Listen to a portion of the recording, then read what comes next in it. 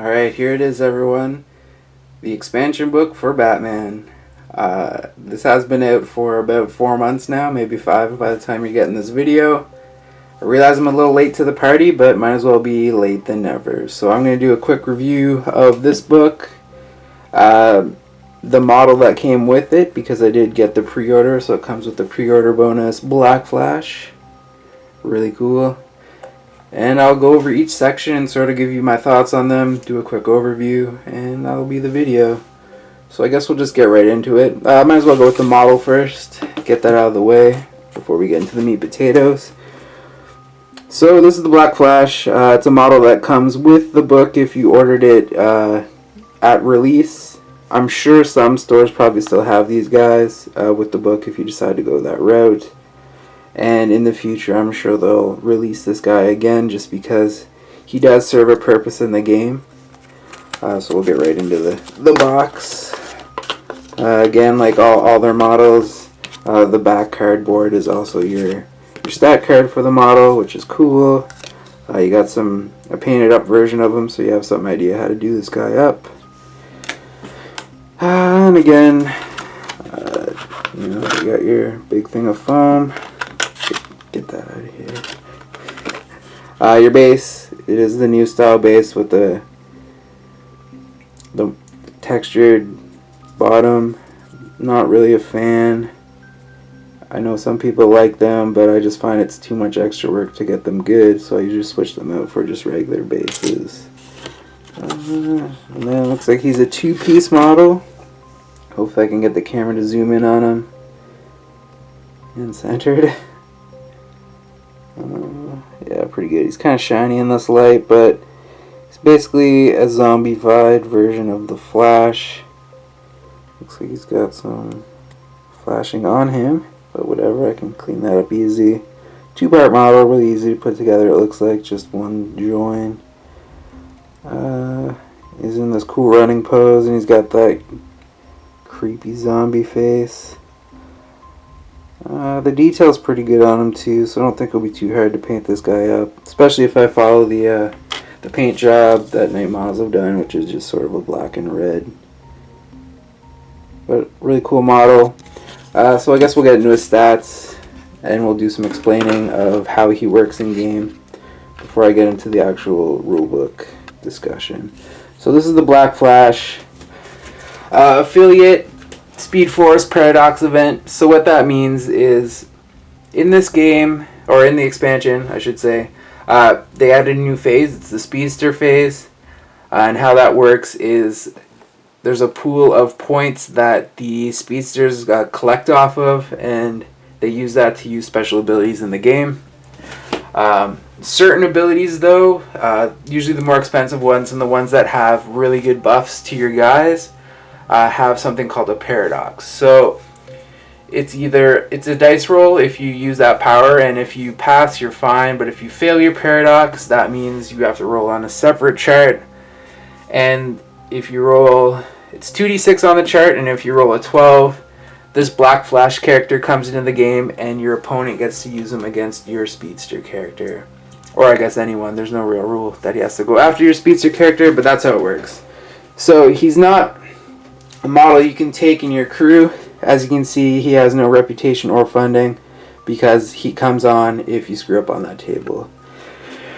But like most speedsters, he's got a ton of personal traits. So he has dodge, probably because he's a fast guy. He has escape artist, so you're going to have a hard time arresting him once he does come on the board. He's fast, pretty self-explanatory. He's a speedster. He has the Immortal trait, which is pretty cool, so you don't get that many points when you do kill him. Speed Force Absorption, which is a new rule from the rulebook. And I believe how that works is, as it says, he steals your Speed Force powers. But let's look that up right quick so I don't misquote anything. So yeah, Speed Force Absorption. This character can steal one Speed Force counter from another model with the Speedster trait at the end of the Drain Speed Force subphase. This counter may surpass the maximum reserve for the Speed Force counters. So that's pretty slick. So when he comes on the board, he can basically steal the Speed Force from other characters. And he's a Speedster 5, so that means he can have up to a maximum of 5 Speedster counters, but because of this rule, he can go above that. He has a supernatural trait because he is essentially death for Speedsters. Not like the act of being death, but I guess the character of death. Does that make sense? It's going to have to. And he has the undead trait because he's a zombie or something. He's strength 3+, so really solid for this guy. One of the best, I guess. Only like Titan Bane is strength 2, so you know, high end strength. He's movement 5, so really fast because he's a speedster. He's attack 4, so he has a good amount of attacks. Still not that hard to block though. Attack 4 is about averages if you're trying to block him. He's defense 5, which is really solid. He's endurance 10, which is pretty crazy, and he's special 3. He has willpower of 8, so he can do quite a bit when he does activate. And to be honest, for a guy that you could potentially get in your crew for free, this is a huge buff if that enemy speedster, you know, paradoxes and rolls, I think it's boxcars on that chart. This guy coming out can basically swing the game in your favor. Especially with his Speedster 5 and his Attack 4, there are some combos you can do that are pretty solid. So I think one of them is, we'll get into it when I do the review, but just for this guy, if you attack, for every attack counter you get 2 attacks, so it's basically a combo, sort of. Which means this guy can buff up to 8 attacks. With his strength 3, that's a lot of damage. Now, unfortunately, it is just stuns he does, but you know, you're knocking out henchmen with that, and it's pretty good. I wouldn't lie, like, if my opponent screwed up and I got this guy for free, I'd be pretty excited. So yeah, that's him. And I guess we'll get into the book. So, here's the book. Zoom out so you can actually see it. I opted to get the comic book cover, so that was a limited edition sort of pre-release thing you can get. So to get this all centered, clean up a bit. So it's a limited edition cover. I don't know if they're sold out yet, even at this point. But if they are, you can still get the other cover, which is the TV and Flash and Arrow instead of the comic book versions. I'm a fan of the comics, and I just kind of like this custom art, so I opted to get that. My store was generous enough to bring it in for me. The back cover, again, like all these books, tons of sweet art. It's hardcover, and the front has embossing. Same with like the Night Models logo. I guess that's it. So they give you a quick, brief rundown of sort of, they set the mood here with some nice fluff talk, and then sort of explain how this book works.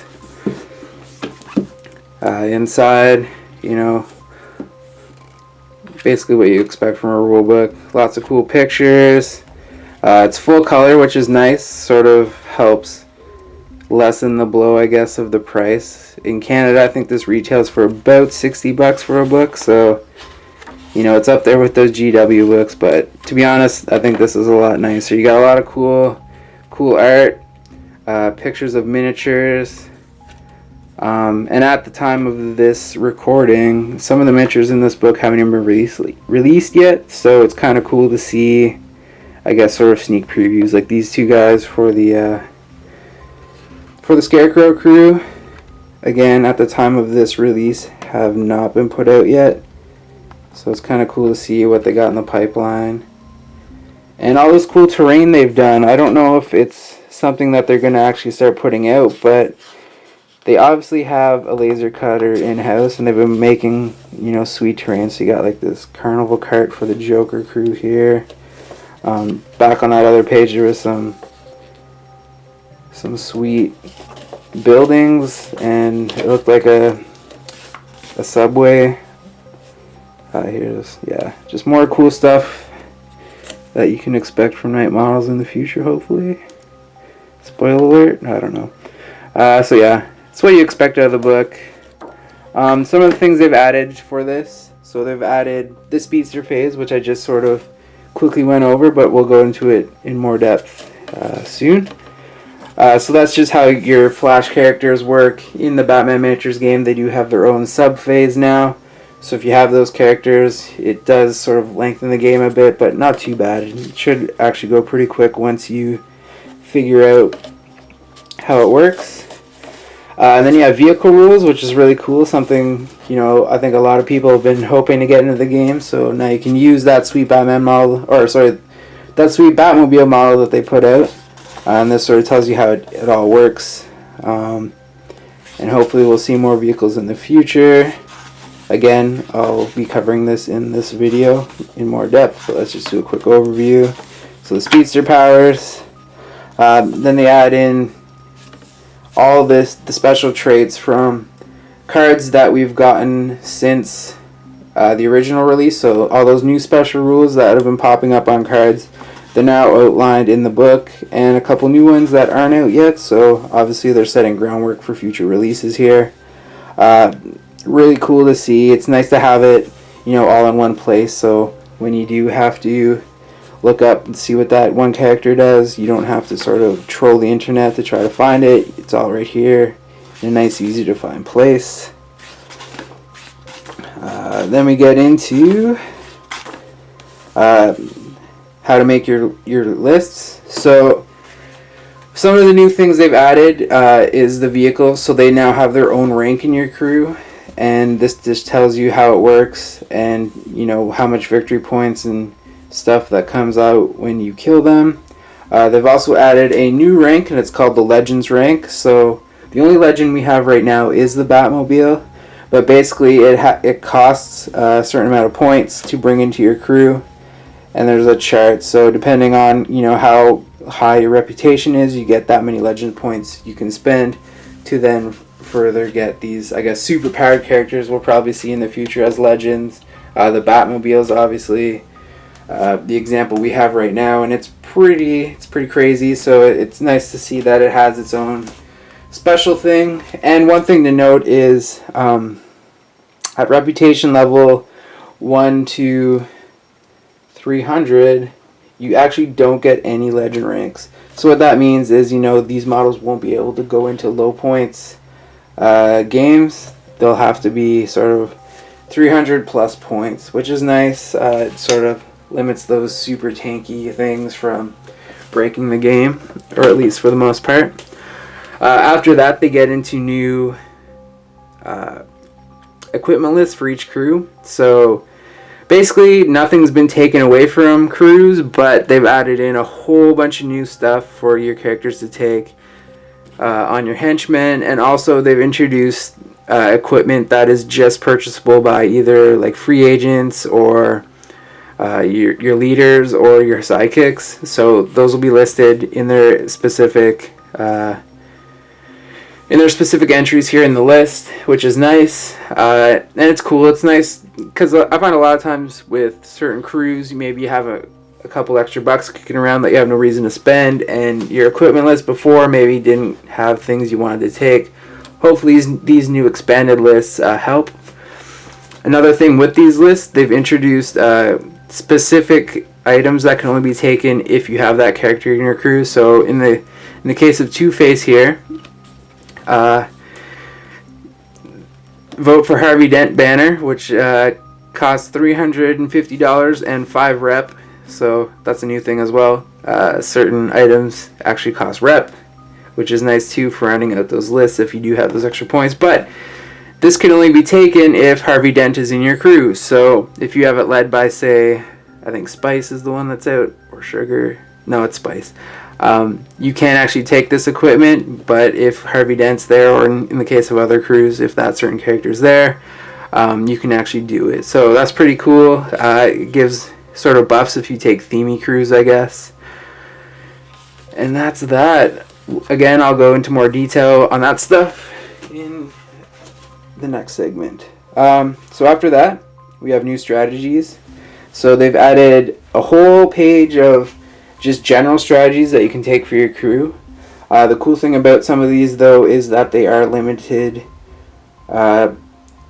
against some people. So, like, well, we'll take the first one for example. You know, Batman, Law Forces, and the Green Arrow can't take this one because I guess it's too unseemingly to use it. So it's cool. It's something different. Again, more variety to the game is never bad. And then on the other page, they have one for each crew. Gets their own sort of unique strategy that they can use. Some of them are pretty cool. Some of them are just sort of themey. Depending on your crew, you know, you might see value in it or not. I like most of them, at least for the crews I play, so they're pretty solid. Then the next part they added to the game, again, these are all expansions, the team rules. So this was something that I think a lot of people have been asking for as well, is ways to run their crews as sort of famous teams or team ups that you see in the comics, and this is a way of doing it. So the main thing is it breaks our current way of doing crews, and instead of having to have like your leader and a certain amount of henchmen and free agents, basically it gives you a list of characters that can be taken in this team. So for this page it's the Teen Titans, and it gives you all sort of the characters that you can take in the Teen Titans. There are no sort of generic henchmen, like these are all named famous characters, which is cool. Then they give special rules per team, so they'll get little buffs because usually these teams will be greatly outnumbered against regular crews, so they give you sort of buffs that make these teams at least somewhat viable, despite having the fact that you have all quality characters. They also have their own strategies because essentially these are new crews as well. And then they tell you how you get victory points off them. So in most cases, you get more victory points for killing these guys than just killing regular henchmen, but it's a way, I guess, to offset the fact that they're smaller. And each crew does have different victory point values depending on what the crew is. So here's the Birds of Prey, a smaller list, different types of strategies that they can take, and their kill points are different. Again, more art, always nice to see.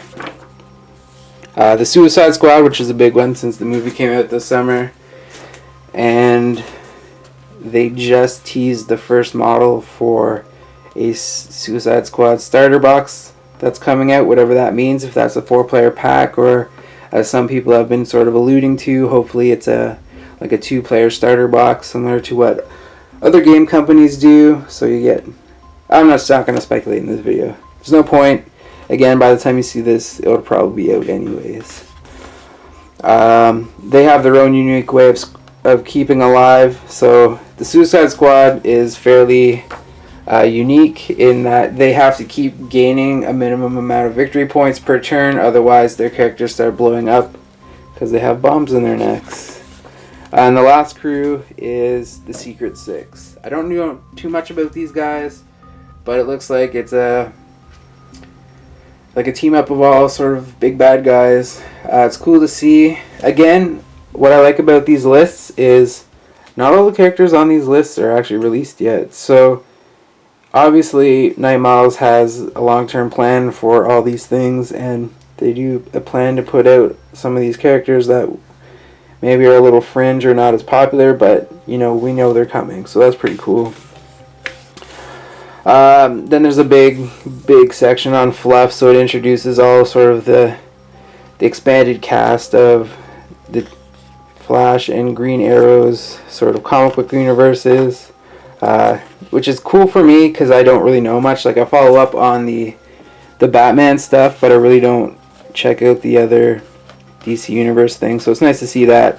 And the final main section is scenarios. So what they've done is introduced a bunch of new scenarios and also city rules. So depending on, you know, who you're playing with, you can decide, okay, we're going to play in Gotham City today, and they'll give rules for, you know, how, I guess, a game in or a fight in Gotham City would go down. Usually it's just small buffs to crews.